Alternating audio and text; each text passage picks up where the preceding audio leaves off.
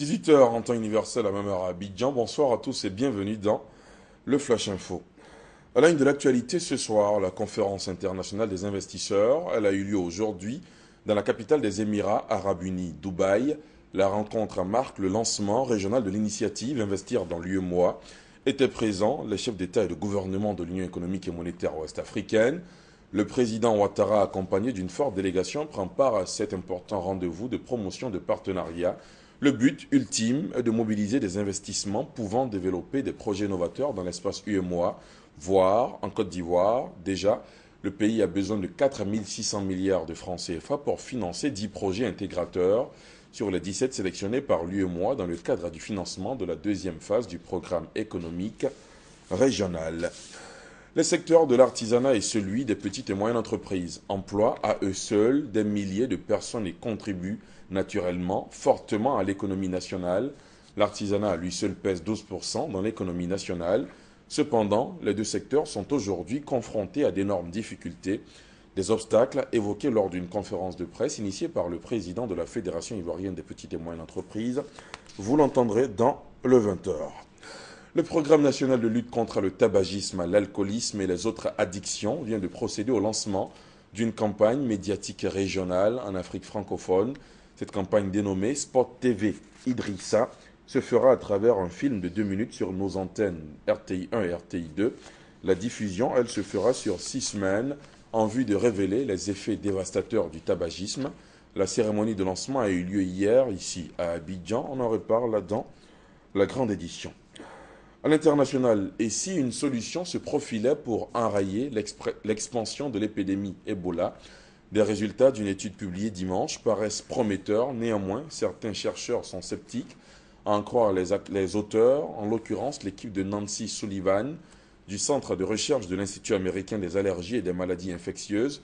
Un vaccin expérimental validé par des essais sur des singes constituerait la première démonstration d'une protection durable conférée par un vaccin contre le virus Ebola Zaïre, l'espèce virale à l'origine de l'épidémie qui a déjà causé plus de 2000 décès en Afrique de l'Ouest, selon le dernier bilan de l'Organisation mondiale de la santé. Le reste de l'actualité africaine en bref et en images. Tout d'abord, la Somalie, où un attentat suicide a fait 12 morts et une trentaine de blessés au nord de Mogadiscio hier. Les insurgés ont revendiqué l'attaque qui visait la force de l'Union africaine AMISOM. Elle intervient une semaine après la mort du chef Chebab Abdi Ahmed Godan. C'est le premier attentat des Chebab en Somalie depuis la mort de leur chef. Les islamistes ont visé un véhicule des forces de l'Union africaine au nord de Mogadiscio. 12 civils voyageant à bord d'un minibus ont été tués. Une vingtaine de personnes ont été blessées, dont 2 soldats de la MISOM. Les islamistes Chebab avaient juré de venger leur chef tué le 1er septembre par un raid américain. Est-ce que la France assumera ses responsabilités? La Méditerranée, vous dites nous-mêmes, l'Europe. Quels sont les États? Il y a des cas récents, Monsieur le ministre. Il y a des cas récents, oui. Oui, Bernard Cazeneuve sera associé à des opérations militaires et des frappes aériennes.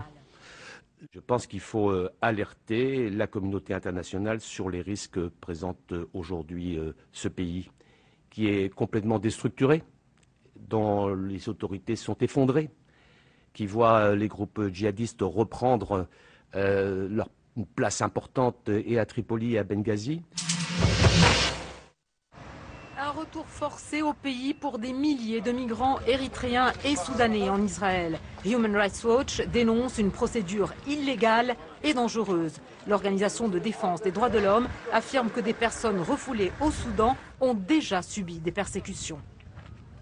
La Convention des Nations Unies pour les réfugiés et les lois des droits de l'homme interdisent un refoulement. Le retour forcé oblige les personnes à regagner un pays où elles risquent la persécution, la torture, les traitements humiliants et d'importants préjudices. Selon Human Rights Watch, quelques 7000 migrants soudanais et érythréens ont déjà été refoulés dans leur pays d'origine.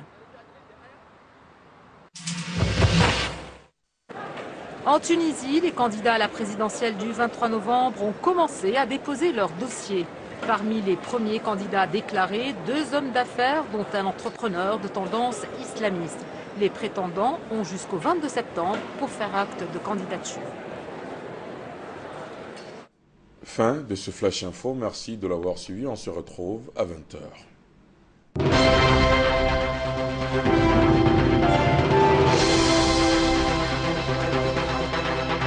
Merci.